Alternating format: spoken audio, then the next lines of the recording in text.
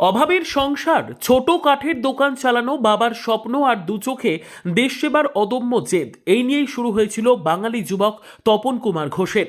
এবার তার দেশ সেবার লড়াইকে কুর্নিশ জানালো খোদ রায়সিনা হিলস। বসিরহাট পৌরসভার 18 নম্বর ওয়ার্ডের দাসপাড়ার সন্তান প্রাক্তন বিএসএফ ইন্সপেক্টর তপন কুমার ঘোষকে রাষ্ট্রপতি পুরস্কারে সম্মানিত করা হলো।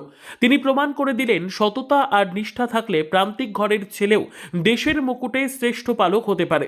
জানা গেছে 1985 সালে এক সাধারণ কনস্টেবল হিসেবে বিএসএফে কর্মজীবন শুরু করেছিলেন তপন বাবু। 39 বছরের দীর্ঘ কর্মজীবনে তিনি বারবার মৃত্যুর মুখোমুখি দাঁড়িয়েছেন।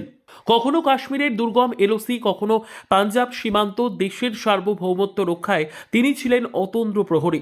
1999 সালের কার্গিল যুদ্ধে সামনে থেকে লড়াই করা এই বীর সৈনিক কেবল যুদ্ধক্ষেত্রে সীমাবদ্ধ থাকেননি। তিনি নতুন প্রজন্মের জওয়ানদের প্রশিক্ষণের মাধ্যমে তৈরি করেছেন আগামী দিনের দেশপ্রেমিক।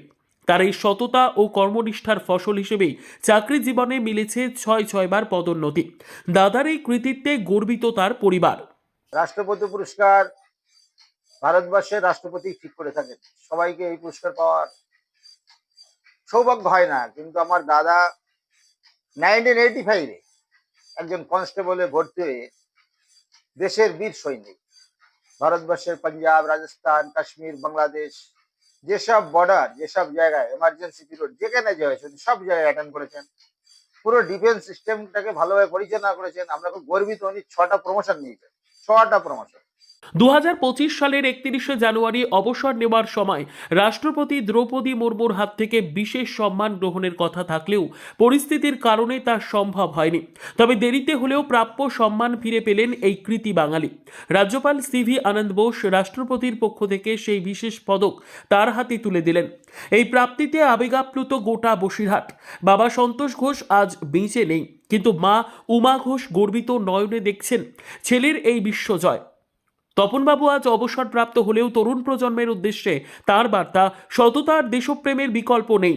নিজেকে ভালো মানুষ হিসেবে গড়ে তুলে দেশের কাজে এগিয়ে আসতে হবে। আমি 8 ফেব্রুয়ারি 1985 সালে বিএসএফ কনস্টেবল র্যাঙ্কে জয়েন করেছি। তারপরে আমি বিএসএফ এ লেন্সনায়ক হয়েছি, নায়ক হয়েছি, হেড কনস্টেবল হয়েছি, এএসআই হয়েছি, এসআই হয়েছি। আর ইন্সপেক্টর হওয়ার পরে আমি 31 জানুয়ারি 2025-এ রিটায়ারমেন্ট হয়েছি। আমি বিএসএফ ট্রেনিং সেন্টার হাজারীবাগে ট্রেনিং করেছি। ট্রেনিং করার পরে আমি কাশ্মীরে ডিউটি করেছি। কাশ্মীর ডিউটি করার পরে আমি পাঞ্জাবে, যখন মিলিটেন্সি পিরিয়ড ছিল তখন পাঞ্জাবে ডিউটি করেছি।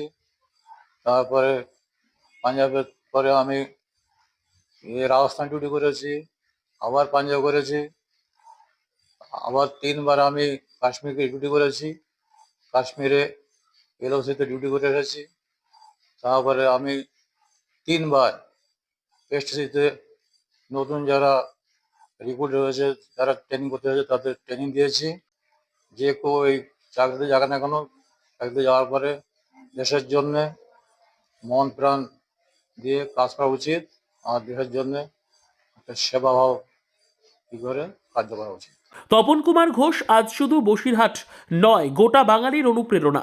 বসিরহাটের ধুলোমাখা রাস্তা থেকে উঠে আসা এই রাষ্ট্রপতি পুরস্কার জয়ী বীর সৈনিক বাংলার ঘরে ঘরে বীরত্বের প্রতীক হিসেবে সকলের মনে জায়গা করে নেবেন। Bureau report, digital news Bangla.